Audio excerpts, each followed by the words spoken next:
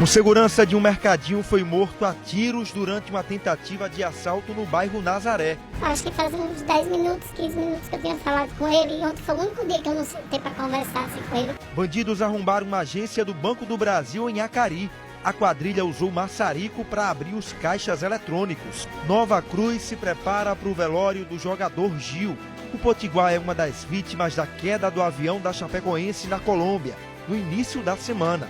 Como anda a cabeça e o coração dos estudantes que tiveram que esperar um mês a mais pelo Enem? E a preparação continua para os mais 5 mil candidatos que fazem as provas do Enem neste final de semana. Um mês de espera. Foi um tempo a mais para estudar ou atrapalhou os candidatos? O fim de semana ainda tem Carnatal. A folia começou ontem com a passagem de 3 blocos.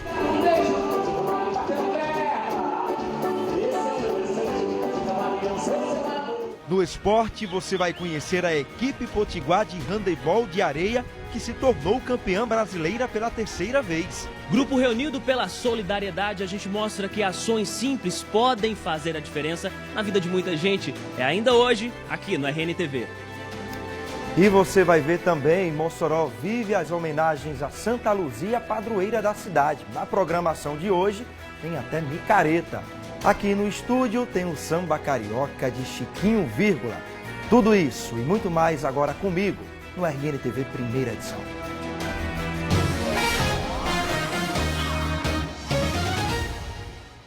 Olá, boa tarde para você. O RNTV de hoje começa falando da morte de um segurança no bairro Nazaré, em Natal. Joailson Basílio tinha 37 anos, foi morto ontem. Ele trabalhava num mercadinho e numa padaria. Joailson foi baleado quando tentava impedir um assalto ao mercadinho. As imagens das câmeras de segurança mostram o momento em que o suspeito chega em uma moto. Eram 7h25 da noite. Ele estaciona e entra neste mercadinho que já fica no final da Avenida Miguel Castro, no bairro Nazaré.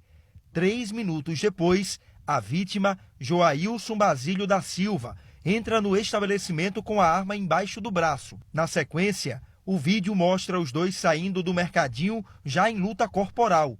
Vizinhos contaram que ouviram 4 tiros. Joailson trabalhava como segurança do mercadinho e de uma padaria que fica ao lado. Joailson era casado e tinha um filho adolescente. A dona da padaria contou pra gente que ele trabalhava como segurança dos 2 estabelecimentos comerciais há pelo menos 4 anos. Toda noite, ele costumava ficar aqui, na calçada desta casa. Ontem, acabou perdendo a vida exatamente nesse ponto. Esta mulher, que prefere não mostrar o rosto, diz que a vítima era conhecida na rua e costumava conversar com os moradores. Acho que faz uns 10 minutos, 15 minutos que eu tinha falado com ele e ontem foi o único dia que eu não sentei para conversar assim com ele. Falei, brinquei com ele e fui para casa, mas no intuito de voltar e conversar mais com ele, mas quando eu voltei já foi tarde, meu amigo não estava mais. Joailson Basílio tinha 37 anos. Pelo coração dele, por ele ser uma pessoa tão boa, tão generosa, eu acho que ele não tinha coragem de matar, porque se ele quisesse ter atirado, ele teria atirado de lá. Ele estava de costas, ele entrou no supermercado. E quando ele percebeu que poderia ser um assalto, o intuito dele foi render e prender, e não matar.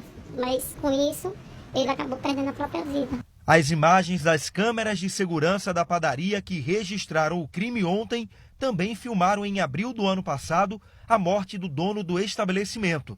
Isael Severino Ferreira foi morto em frente à padaria. O vídeo mostra que o bandido disfarça. Logo depois aponta a arma e anuncia o assalto. Isael reagiu e acabou sendo assassinado na frente do sogro, de 87 anos. É muita violência, lamentável. O crime de ontem vai ser investigado pela Divisão de Homicídios. Infelizmente, a imagem não pegou o rosto do suspeito, mas os moradores contaram para a gente que ele é moreno e magro. Se você tiver, então, alguma informação, pode denunciar pelo telefone 3232-1195. O suspeito fugiu levando a arma da vítima. Além de segurança, Joailson também era agente de proteção do Conselho Tutelar do município de Extremóis, na Grande Natal. 7 pessoas foram presas durante uma blitz da Lei Seca aqui em Natal. E acredite, tinha até taxista no meio. Ele trabalhava sob efeito de álcool. A pessoa deixa o veículo em casa já orientado pelos canais de comunicação, pela polícia, pela coisa, para a maior segurança, né?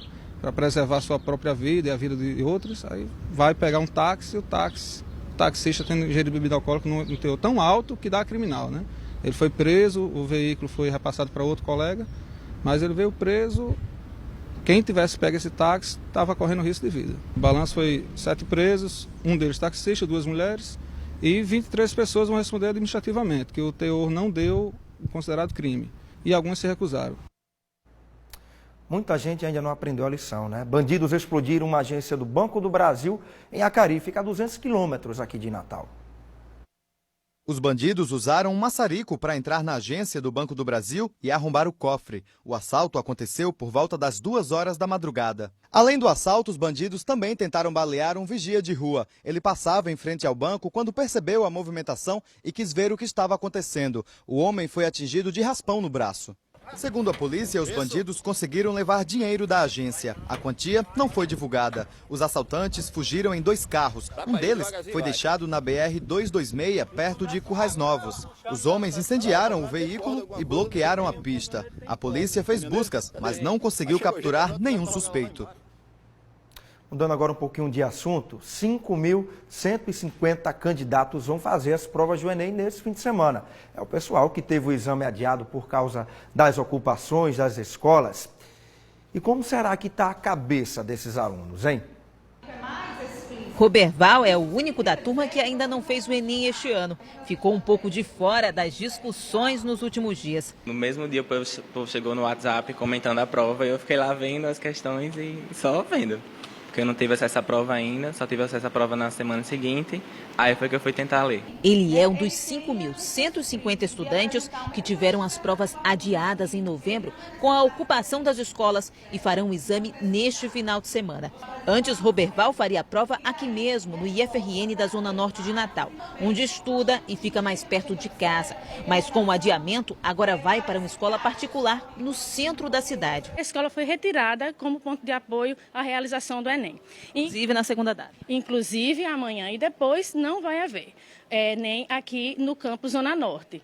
Os 540 estudantes que fariam o Enem aqui, eles foram realocados para outras escolas. Será que Roberval gostou de ter esperado um mês a mais que os colegas para fazer a prova? Não tive como me preocupar com o Enem. Todo o tempo que eu tive para me preocupar seria para a prova anterior, do dia 7 de novembro.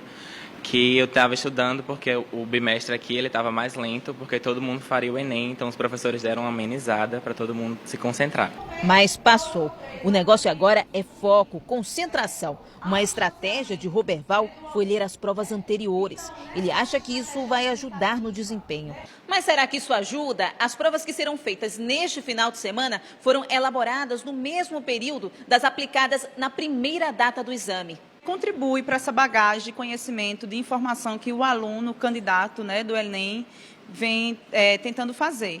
Não só a prova da primeira versão de 2016, como 2015, 2014, porque o que a gente vem acompanhando é que nos últimos anos o Enem mantém uma linha de organização, de coerência. A professora deu a dica e a gente relembra algumas orientações, como o que é necessário levar para o local de prova. O candidato não pode esquecer o documento de identidade e tem que levar uma caneta preta transparente. O cartão de inscrição é opcional. E nada de chegar atrasado. Os portões serão abertos às 11 horas da manhã e fechados ao meio-dia em ponto, horário local. No primeiro dia, o candidato terá 4 horas e meia para fazer as provas. No segundo dia, 5 horas e meia por causa da redação. E não pode esquecer também de manter a calma. Vai ser, o que eu estudei vai dar certo e se tiver que ser, vai ser.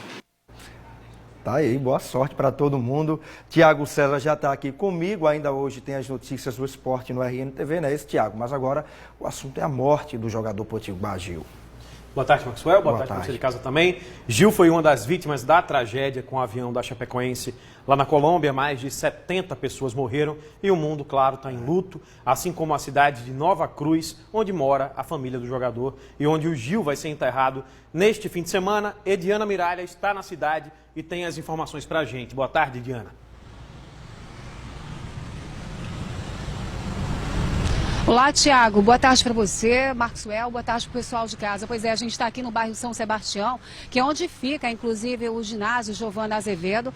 Foi o local escolhido para ser realizado o velório aí do volante Gil. Eu conversei um pouco mais cedo com a família, algumas autoridades do município, e a informação que a gente recebeu é que o corpo do jogador está previsto para chegar aqui na madrugada do domingo. Então, o velório será realizado ao longo desse domingo e também o sepultamento. Mas o início mesmo do velório vai depender do horário de chegada do corpo a Nova Cruz. Daqui a pouco eu vou voltar com mais informações para vocês aí, também para o pessoal de casa. Até daqui a pouquinho.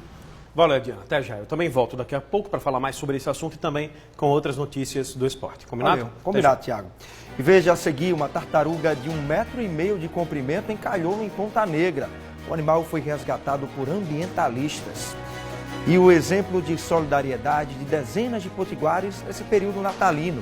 Agora são 12 horas e 9 minutos, a gente volta já.